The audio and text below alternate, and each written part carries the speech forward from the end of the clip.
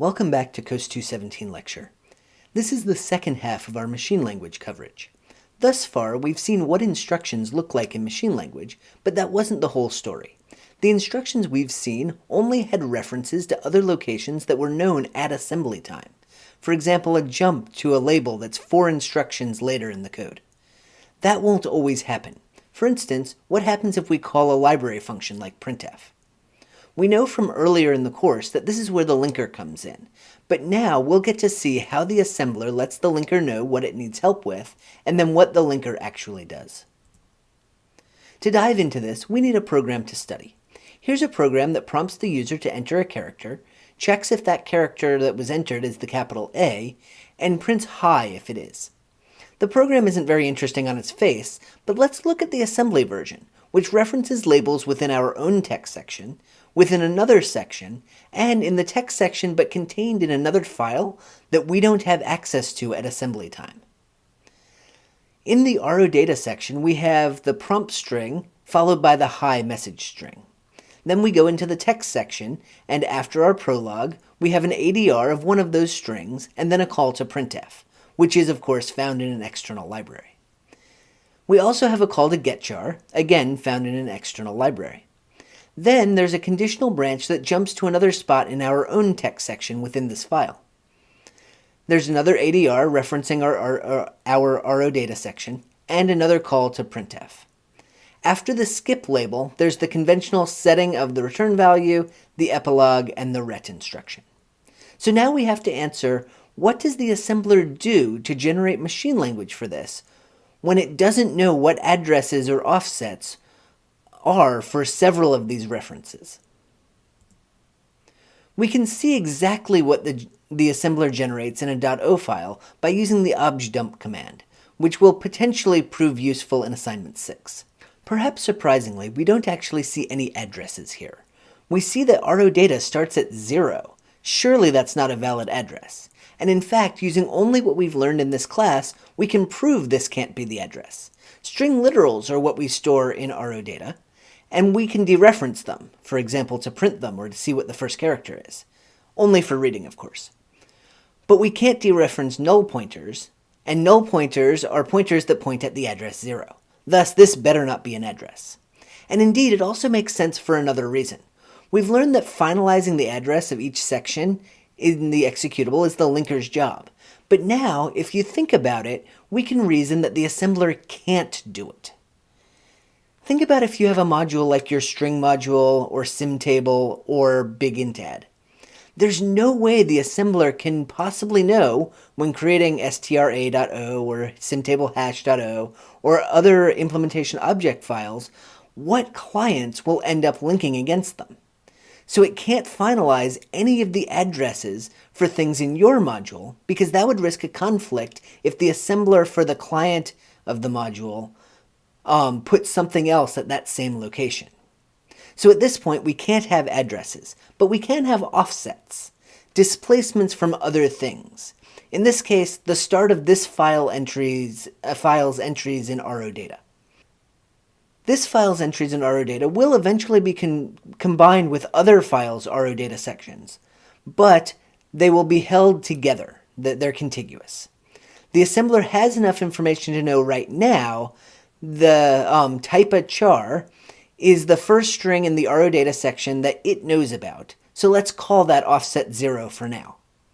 Hi is the second string, it comes right after it, and since the prompt string has 14 characters, remembering the null byte, hi can start at offset 14, which is hex E. With a different set of command line arguments, objdump can also show you the text section, and even do the disassembly for you so that you can read your previously dreaded but now hopefully super comfy assembly language rather than having to read the machine language directly. This is perhaps more useful if we have an arbitrary .o file instead of just a .o file built from code that we already had. Note though that the machine language is there. The 8 hex digits are a compact way of representing the 32 bits in the instruction, so you can, if you want or need, expand these out to get the full 32-bit string for the instructions like we saw last lecture. We'll dive into the actual instructions in a second, But first, let's just look around at that first column of the output from objdump. Just like with the RO data section, the assembler can't generate actual addresses for the instructions. The reasoning is the same. If the .o files had addresses, then there would surely be conflicts that would arise. For example, the assembler put some local function in detect_a .o in the same location that the assembler way back when put printf in stdio.o.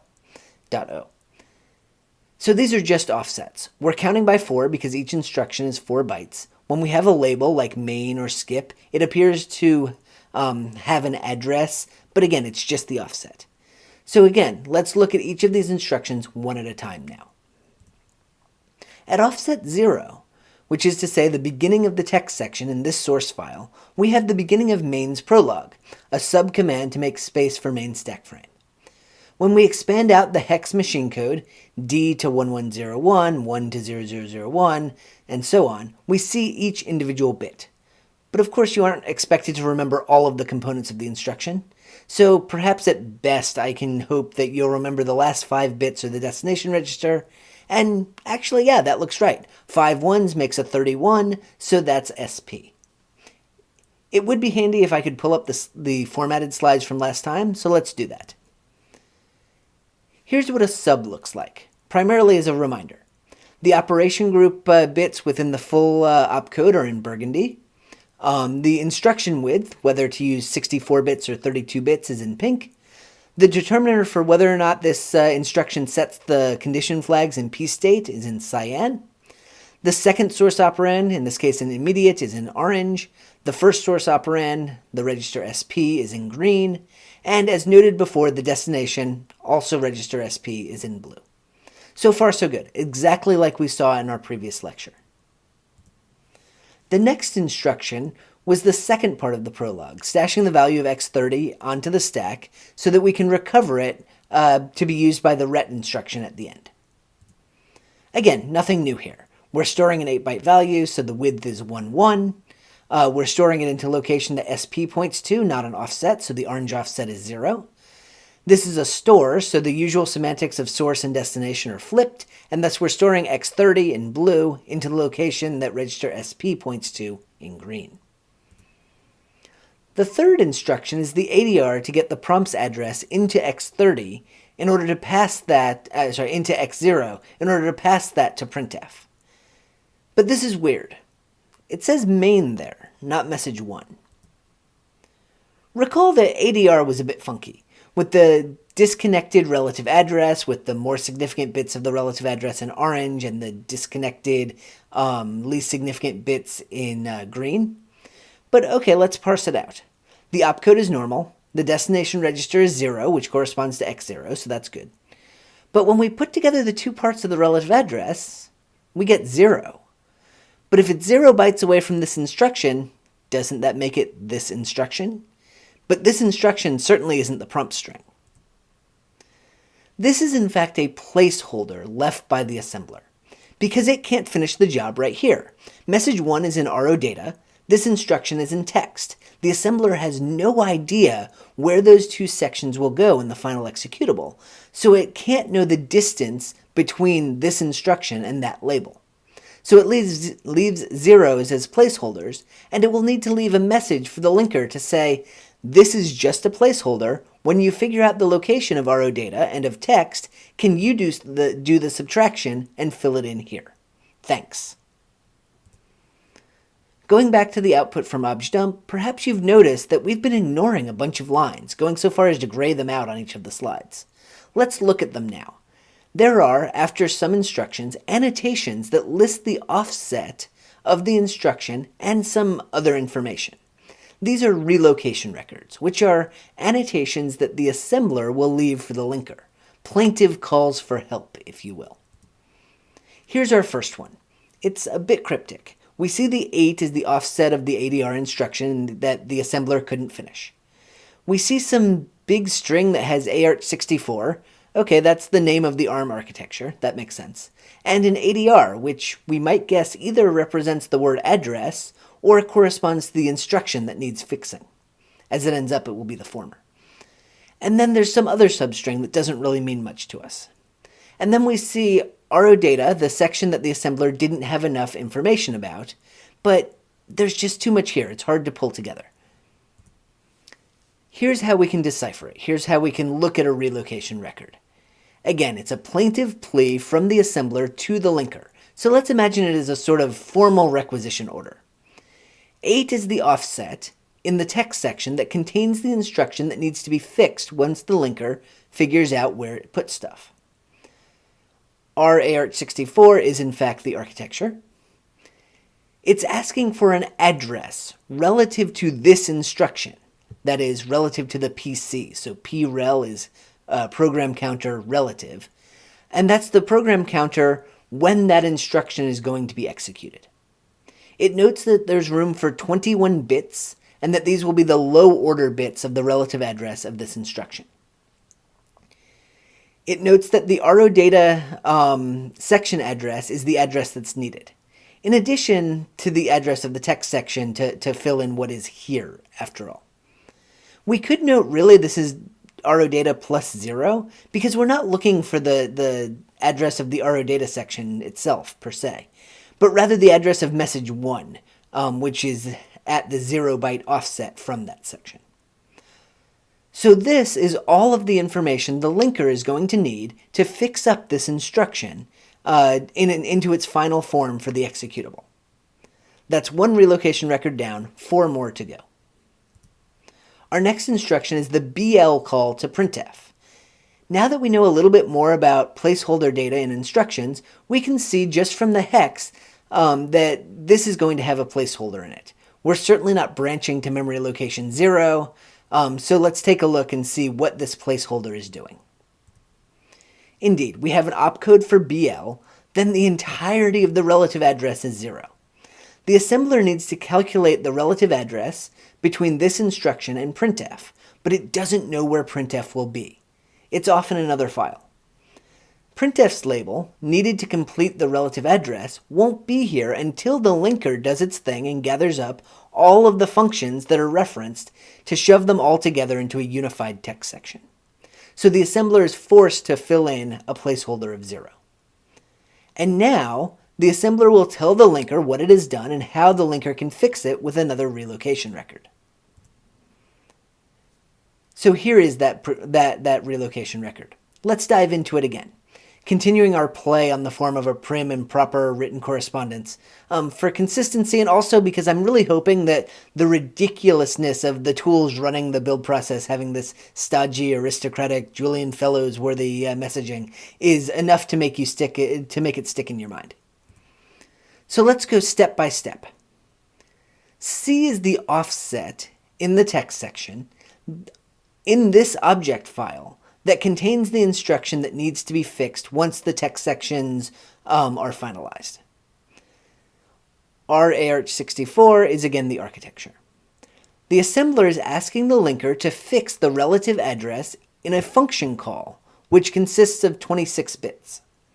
The function it needs is the address for is printf, and it needs it in order to subtract that address from this instruction's address to generate that relative address. So again, this is all the information that the linker needs in order to fix up the instruction into its final form for the assembler, completing the assembler's work and putting it into the final executable. So that's 2 relocation records down. 2 more to go, but they'll be of the same form that we've already seen, so the hard part is behind us. This is a good point to stop and go back and look at these first 2 examples to make sure you've got it before we move on. We turn around from calling printf and we immediately call getchar. Again, that 0 is the target of the BL, portends that the assembler can't finish the job here either, and it makes sense because getchar again is in the standard IO library. So again, with a BL, we have a 26-bit relative address that the assembler fills in with all zeros, just like for printf. And again, the assembler will leave the requisition order for the linker, asking that it patch the proper 26-bit address of relative between getchar and the current instruction. And it will do that at offset hex 10, wherever those 2 addresses end up being. After the call to get char, we have to figure out if we read A or not. We'll do a comparison between W0 returned by getChar and an immediate value. Hex 41 is the ASCII code for capital A, decimal 65. Perhaps you recall from a few lectures ago that CMP is really just a convenient, semantically meaningful alias for subtraction that sets the condition flags and throws away the results. So when we look at CMP, the opcode is actually that for subs, subtract with setting the flags. In this case, it's subtracting an immediate. It's a W register, so the width is 0 because it's 32 bits. The cyan bit 29 is a 1 for yes. The whole point of CMP is to set the flags in P state. The sources are the register 0 and the immediate value hex 41, decimal 65. And because setting the bits is actually all we want to do, we're happy to throw away the result. And so the destination register is WZR. That's the always 0 register, which we can write to with impunity. It won't change anything no matter how often we write to it. Note that this instruction then uses 31 for WZR, as opposed to some of the others we've seen that use 31 for SP. And as a reminder, if you ever need to check for any given instruction whether the register encoding 31 is SP or WZR or XZR, you can go and check out the very first ARM precept handout, which lists that. The next instruction is another branch, but it's different because this time it's not calling BL on some external function. Instead, it's a conditional jump to just another spot within the text section that's defined here in this file. In terms of the C code, it's saying, if we didn't read A, don't print high. For this instruction, the assembler has what it needs to complete the instruction. It will be exactly as we saw it in the last lecture. We know the offset of this instruction, and we know the offset of the skip label. It is certain that the text section instructions in this file aren't going to get sliced and diced and rearranged among themselves in the final executable. They're just going to be plunked down as one of several coherent code blocks. Thus, the difference in offsets will also be the difference in addresses. The assembler does the equivalent subtraction. It can subtract offsets, knowing that that will be the same result as the subtraction of addresses. So it can complete the instruction with no further help required from the linker, and thus there is no relocation record generated. Now we see another ADR, and again we're trying to get the address associated with a label in the RO data section. That will again require the linker. So we ask again the linker, perhaps this time in the vernacular for variety, hey, at offset 1C, I can't quite finish this.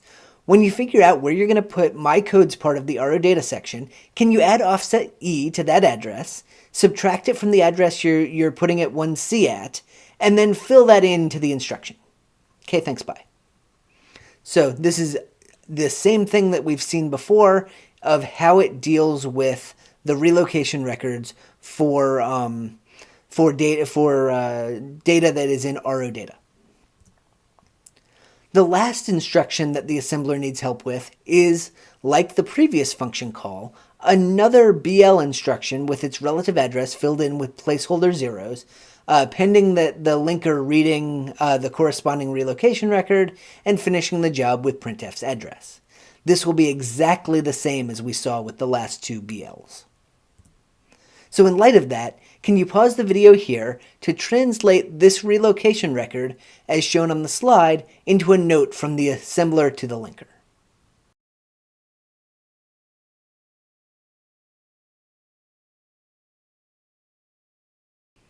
As we've seen before, the BL leaves 26 bits for the relative address empty and asks the linker to fill in the relative addresses between wherever it put printf and wherever this instruction is. We finish off with 4 more instructions, all of which the assembler can handle by itself. Don't get scared of all of those zeros in instruction at offset 24. At hex 24. It is not placeholder data. It's just that we're dealing with register 0 and an immediate value 0. For further practice, though, you could in principle do exact breakdowns of what we've been doing in these slides and look at every single one of these hex values and make sure you understand what every bit in those hex values corresponds to in this instruction. Alright, so that finishes off the assembler. Now on to the linker, which now, in addition to all the jobs we knew it had to do, it has even more. Namely, it has to deal with relocation record requests from the assembler. The linker takes as its input all of the .o files created by the assembler for all of the files in the program and combines them together. The linker has two phases while considering the merged data from the .o files. First is resolution, which involves resolving references.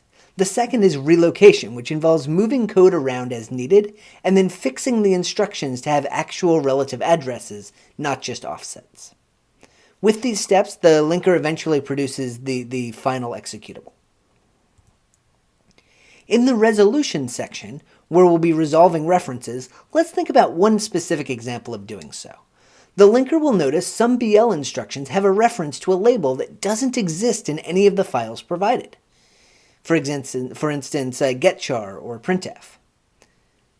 It will fix this by going out to libc.a, which is just a big archive file made by the AR tool.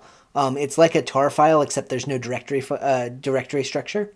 And it will find the corresponding standard library.o file that contains the function's machine code. And then it will add that machine code into its combined text section. If it doesn't find it, that's where you get the not all that friendly linker errors, as shown on the screen here. LD, the GNU linker, returned an exit status to collect2, which is GCC's linker utility. And the error message may be gruff, but I think it's actually really useful. It gives us all the information we want to know. The file name where there's a problem, in this case printf.c. The function name where the code exists that is the problem, main. The offset, hex 10 beyond the start of the text section, and the symbol itself that was undefined, printf. All of these are printed in the error message. So I think that even though it's gruff and it's intimidating at first when you see this and you don't understand what LD or what collect2 are, it actually shows us a lot. And now that you know a little bit more, this is actually a super helpful error message. The second linker phase is relocation, with two jobs. First, it moves code around, because after all, your text section started at offset 0, and libc's text section started at offset 0, but only one of you can actually be at offset 0 from the beginning of our unified final text section. And then, once things are in place, at this point we know the final addresses, the linker has to go through and fill in the missing numbers for the relative addresses that in the text section or the RO data section to the new addresses in the text section into these instructions that had placeholders in them. Once it's done for all of the object files and for all of the memory sections, it packages up all of this together into the Linux executable file format and completes its work. So just as we could use objdump to look at an object file's contents, we can also use it to look at the final executable. And when we do, we see actual addresses. For example, starting at hex 400710, not offsets from the beginning of the RO data section, which was starting at 0. Similarly, we can also use it to look at the text section in the final executable, and when we do, we again see actual addresses. In our assembly code, skip was 9 instructions beyond main. At 4 bytes per instruction, that's 36 bytes, or hex 24, hex 24. We saw that when they were both offsets. Main was offset 0, and skip was offset hex 24. Now we have full addresses for main and a full address for skip, but their relative positioning is preserved. The address for skip is still hex 24 higher, 400674 versus 400650.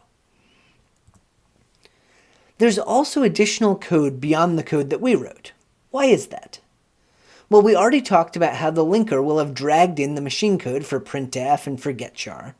It will also have given us some code for _start that calls main in the beginning of the program, and assorted other functions of the C runtime framework. So now, having seen what is there, we should also point out what isn't. Now there are no relocation records left. Alas, this means that Firestone Library will not be able to display the love notes from the assembler sent to the linker. Emily Hale is said. We look at the ADR and we see an absolute address and a note that this is message 1. We look at the BL and we see the actual address and the assembly code and note that this is printf. We're looking good. But let's dive into the machine code one last time, just to see the final results of the instructions that required all of this extra work. First, for an ADR instruction to get the address of a string in the RO data section. We now know that the current instruction's address, visible here, and we saw a few slides back that message 1, the first real data in the RO data section, was 400720. We can do the math and get that the former is C8 after the letter. Does the instruction match? We do the concatenation of the green onto the orange, and indeed the relative address is C8. Similarly, for BL, the assembly for the instruction lists an actual location in the new combined text section. We see this gigantic set of leading ones in the relative address. But remember, this is 2's complement, so it's just a negative number. It's the negative of 101, 111, 1. But also remember that to shift left by 2 bits to restore the 2 bits we chopped off because we could due to the alignment guarantee. So this is actually the negative 101, 111, 100. Negative means the location we're jumping to is before the current instruction. This number is hex 17C bytes. So this is indeed what the subtraction 40065C minus 4004E0 would give us. 17C bytes difference. The rest of the instructions are more of the same. We no longer have offsets, we have addresses, and we no longer have placeholder data and relocation records. We have fully fledged, ready-to-run instructions. So this finally closes the book on the 4-stage build process that we've been talking about since some of our first class meetings. And with a thorough understanding of what's going on at the machine code level, you're now ready to go off and write the mini-assembler portion of assignment 6 in order to generate the machine code for the assembly statements that you want to inject into the grader program for the A and A+ attacks. By completing machine code, this also completes our language level tour, and with it, COS 217 itself.